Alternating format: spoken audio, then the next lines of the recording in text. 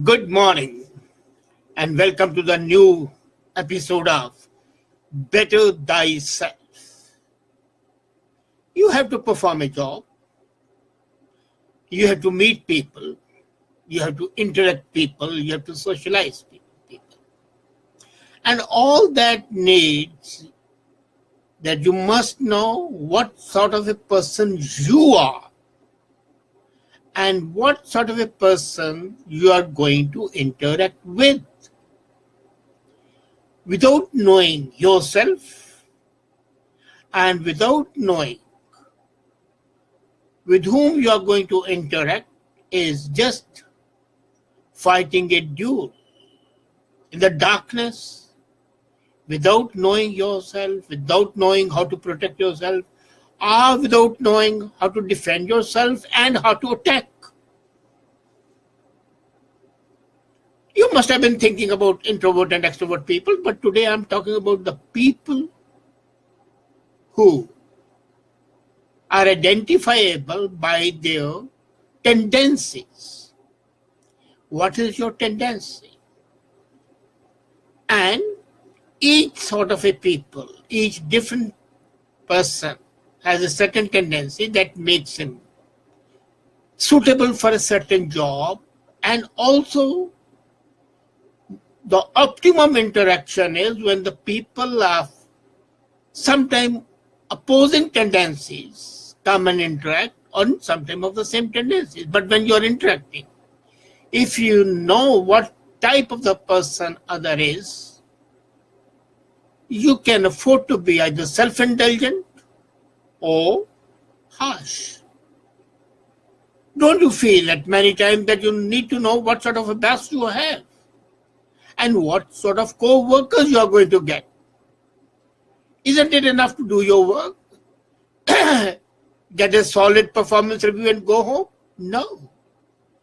It's much more important that your work is appreciated with the co-workers and with the boss. The personality plays a key role in not only how much you like your job and how you perform your job, but also how it's visualized. Anybody can do any job, no matter what the tendency is, but certain tendencies are more likely to thrive in certain work environment. There are essentially 4 types of people: obligers, upholders, questioners, and rebels. Now you think what sort of person you are and what your co-worker is, or what your opponent is, or what your boss is. The upholders, I'm taking up the second one first, generally meet both inner and outer expectations. They do not let others or themselves down. The questioners meet inner expectations, but they will do only something if they think it makes sense. Obligers are the biggest category of the people. Obligers meet outer expectations, but they do not always meet inner ones. They always lack empathy. They always lack connectedness. They usually need some form of an externality. And rebels resist both the inner and the outer expectation. If you ask any rebel to do anything, the first reaction would be resistance. Then the thought pattern would come in and he might take up a job or refuse to do a job. Now let's now identify who these people are. Obligers. They are great people to have around.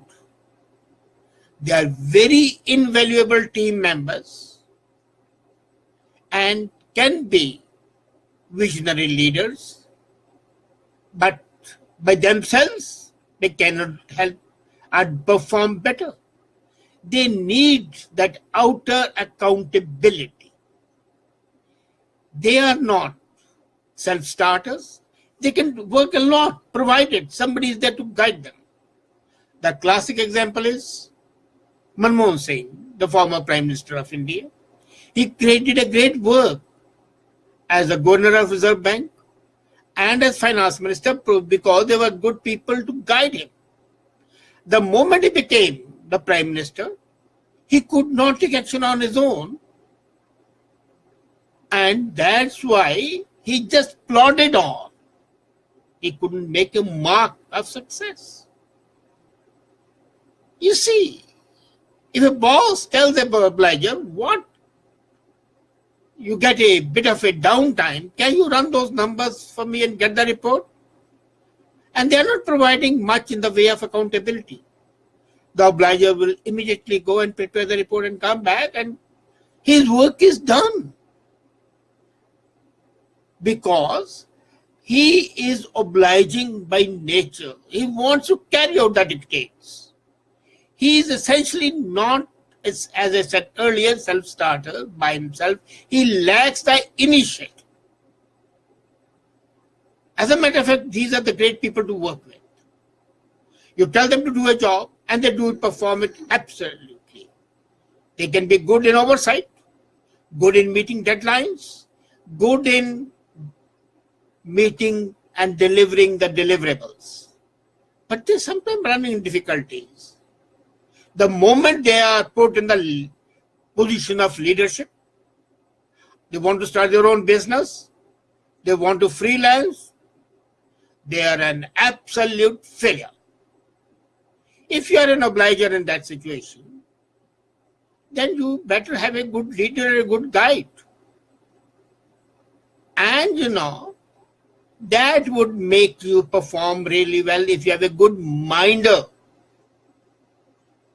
So that's why you see in United States, the chief of staff is a minder, and he makes any president work good or bad most of the time.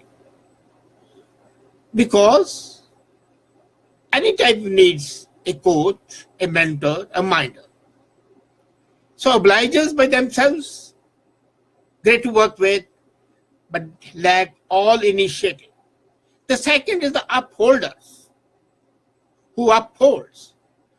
They tend to do well as entrepreneurs, freelancers on their own, because they're self-motivated. They identify themselves with what needs to be done, and then they do it. Even when they don't have a client to deal with, even when they don't have a customer, even when they don't have a boss who holds them accountable, they perform. They have an inner urge to uphold, to work. But there is a flip side. Sometimes these upholders get impatient when others struggle to meet expectations, because ultimately you are working in a social circle. So you are doing your job, but the person with whom you are interacting is not doing your job. So you get frustrated. And if the other person who is not doing his job, who is not an upholder, it happens to be your immediate boss, then frustration gets compounded. The third category of people, or the type of the people, is the questioners. The people who question everything. They run into problems in a workplace because their questioning can be seen by many as draining and overwhelming. When the questioning becomes excessive, it becomes burdensome. Questioning is good, undoubtedly, but people who are questioning as a type don't know when to end the questioning. They don't know when to say, put a stop to their questions, and then become an upholder, become a performer. And if these questioners have a thin-skinned boss, the boss can feel humiliated, insulted, and undermined. They feel as if somebody is questioning their authority.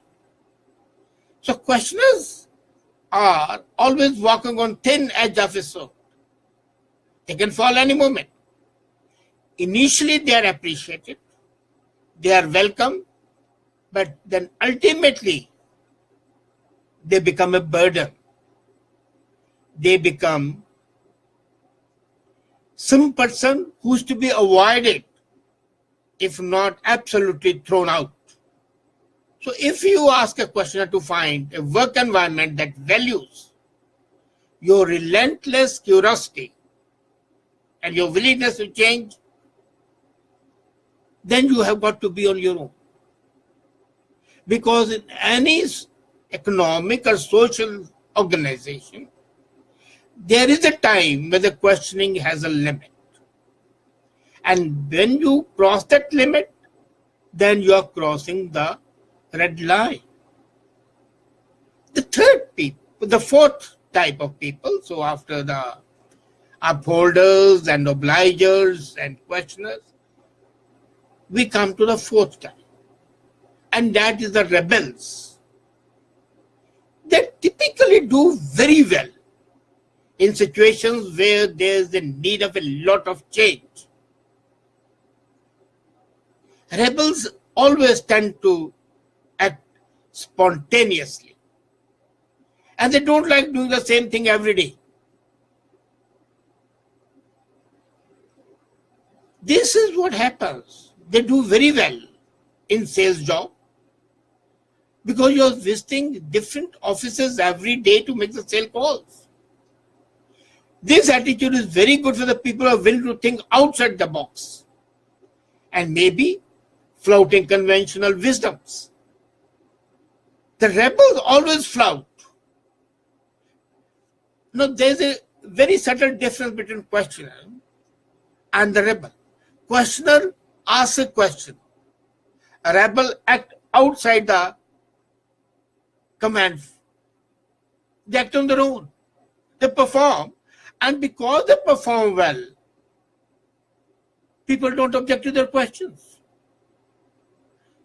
The end justifies the means in business and in social action. But the rebels sometimes fail when their rebellion makes them cross certain limits. So what is required is whatever type you are, first you identify your type. And then if you're a questioning type, try to tone down the questioning. If you have a rebel type, be a rebel, but you know when to stop the rebellion. So bottom line is that knowing yourself is a plus when your job search. Keep in mind your personality trait. Even the ones you exhibit outside the workplace, when you're choosing, you go for an interview, if you're too much of a questioner, you won't be liked.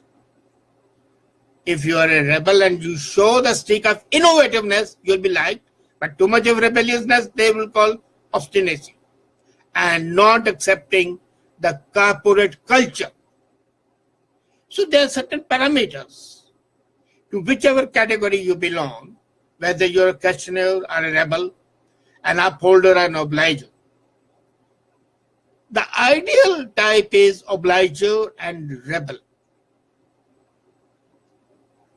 So, identification of your type helps you select your job, your career, your work, and the way you interact with the other people. In social life, let me tell you, obligers are always liked, rebels are envied, upholders are tolerated, and questioners are not appreciated. It's ideal to have all the conditions, all the types, all the traits in you, but that's not possible. Agreed that in human being is a complex person and he'll have all the traits. But when one trait, and it happens, it supersedes others and doesn't let others blossom forth, that's a problem. If you are a rebel and you are also an upholder, and an obliger, you are the best. If you are a questioner and an obliger, that's okay.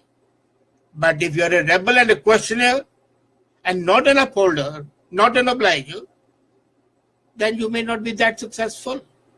So what I'm saying is that identify yourself and identify your co-workers, your boss, and the people with you interact. And you would be definitely more successful in your life. Thank you.